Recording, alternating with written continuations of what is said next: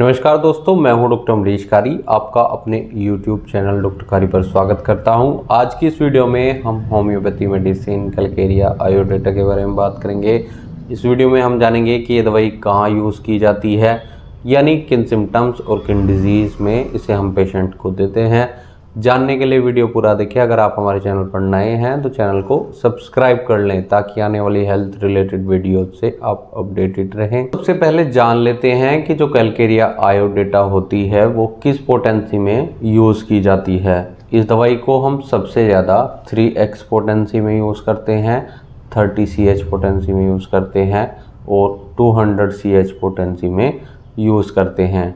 सभी दवाई का काम लगभग सेम रहता है, लेकिन पेशेंट की कंडीशन को देखकर ही सही पोटेंसी डॉक्टर पेशेंट को देते हैं। ये दवाई एनलार्ज ग्लैंड्स में दी जाती है, यानी ग्लैंड्स के बढ़ने पर पेशेंट को दी जाती है। जैसे टॉन्सिलाइटिस में टॉन्सिल्स के बढ़ने पर यह दवाई पेशेंट को हम देते हैं। थायराइड एनलार्ज में हम इसे पेशेंट को देते हैं, यानी जब थायराइड ग्लैंड बढ़नी शुरू हो जाती है, उसका साइज बढ़ जाता है, तो उसमें हम इसे पेशेंट को देते हैं। इसके अलावा इसे महिलाओं में यूटेराइन फाइब्रॉइड्स होने पर पेशेंट को दी जाती है।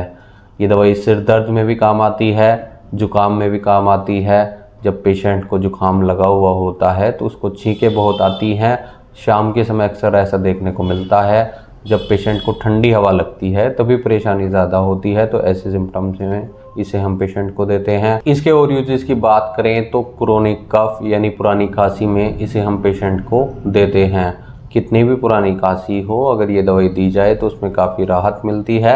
इसके अलावा हम इसे नेज़ल पॉलिप्स में भी दे सकते हैं, यानी नाक में अगर मांस पड़ गया हो या फिर कान में अगर पॉलिप्स हो गए हों तो उसमें भी ये दवाई पेशेंट के लिए बहुत असरदार रहती है।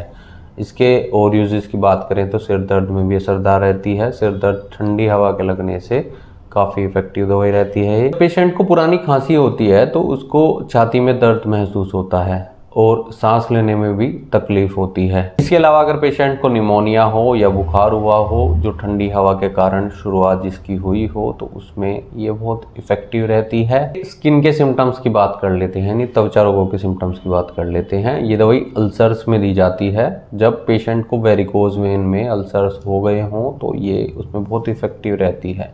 इसके अलावा हेयर फॉल में भी हम इसे दे सकते हैं, या फिर पेशेंट की स्किन बहुत खुरदरी हुई हो, दरारें पड़ी हों, यानी क्रैक्ड स्किन में ये दवाई बहुत इफेक्टिव रहती है। ग्लैंड्स में स्वेलिंग आई हो और पेशेंट को पसीना बहुत ज़्यादा आता हो और उसके साथ ये सारी शिकायतें आती हों तो उसमें इसे हम पेशेंट को देते हैं। दोस्तों, ये दवाई आप डॉक्टर की सलाह लेकर ही खाएं। बिना डॉक्टर की सलाह के ये दवाई नहीं खानी चाहिए, क्योंकि हो सकता है आपको कुछ और दवाइयों की भी ज़रूरत पड़ सकती है, या इस दवाई की कौन सी पोटेंसी आपको सूट आएगी केस टेकिंग के बाद ही पता लग पाएगा। इसलिए इस दवाई के लेने से पहले एक बार अपने डॉक्टर से कंसल्ट जरूर कर लें, नहीं तो दिए गए व्हाट्सएप नंबर पर हमसे संपर्क कर इलाज सलाह ले सकते हैं। वीडियो देखने के लिए धन्यवाद। चैनल को सब्सक्राइब करें। कमेंट सेक्शन में हमें बताएं कि हमारी वीडियोज़ आपको कैसी लगती हैं।